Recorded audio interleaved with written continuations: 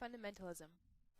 In a time where most Americans were swept up in the fast-paced and radically developing 1920s, one group stood against the rest. This is, of course, fundamentalists. As an obvious contrast to modernism, fundamentalism was a dangerous cocktail of nativism and traditionalism, and an overall fear of change. The average fundamentalist was a relatively poor farmer, man or woman, who had relied on the never-changing dependability of land and the Lord for their entire livelihood. Fundamentalist influence peaked in the 1920s through immigration restriction, involvement with groups like the Ku Klux Klan, Prohibition, and the Scopes Trial, but eventually drained away as the new decade came in. One of the main components of fundamentalism was nativism. The first time nativism reared its ugly head was with the Know-Nothings and the Alien Sedition Acts of the 1700s. From that point on, a basic pattern had developed. Where there are immigrants, there are nativists. Conflict over League of Nations created a fear of hyphen Americans and revived old anti-immigration sentiments. This pattern engulfed a huge portion of fundamentalist beliefs. Immigrants of the 1920s, generally from Southern or Eastern Europe, were threatening to traditional Americans in more ways than one. For starters, immigrants provided cheap labor. Although key for industrialists, this proposed a problem for the unemployed masses. As mass production assembly lines were perfected, this issue became less and less prevalent. However, the most terrifying threat posed by immigrants was their influence in American culture. Not only did they talk with funny accents and speak in different languages, immigrants refused to completely assimilate into American culture and instead introduced their own social behaviors. To fundamentalists, this was the most disrespectful and menacing fate of all. Quickly, Congress began to feel the pressure from rural America to put an end to all these hyphenated Americans. By 1924, fundamentalists found success by passing the National Origins Act, which limited the number of immigrants allowed in the nation. While effective, legislative strikes alone were not able to completely trample the immigration stampede. Where the law had failed, angry Southern fundamentalists stepped in to save the day.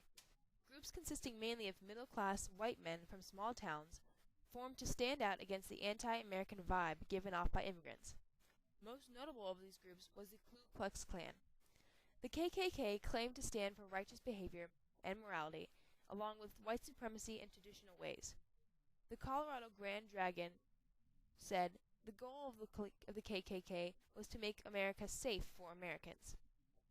And while many did fight for these basically harmless causes, as a whole, the KKK's beliefs would be outshadowed by its destruction and corruption.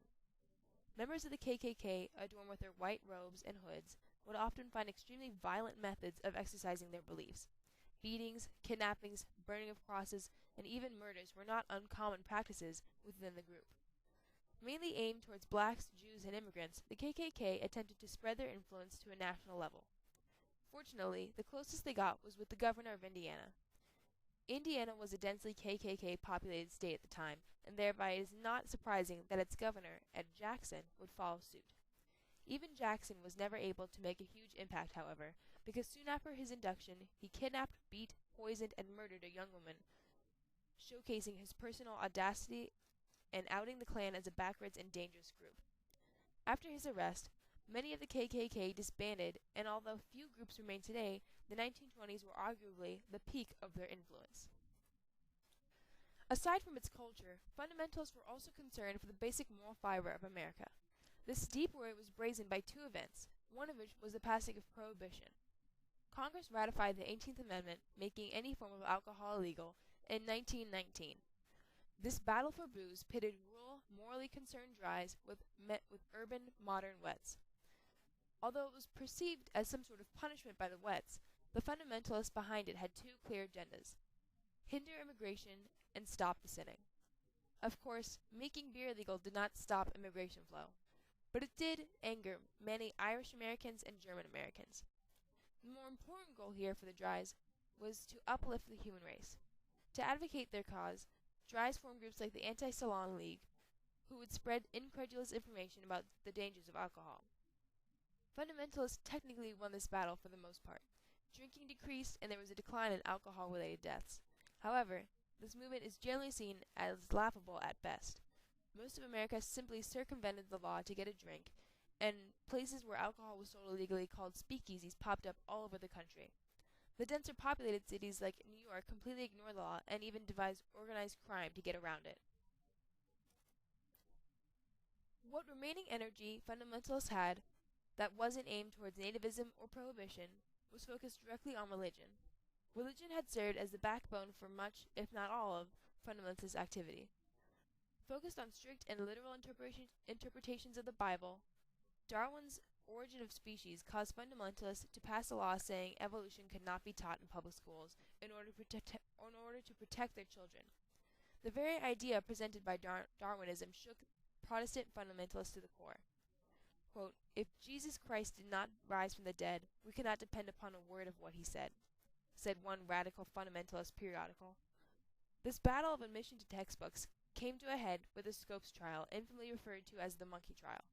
The Scopes trial was a civil case against John T. Scopes, a teacher in Tennessee, who openly taught evolutionist theories.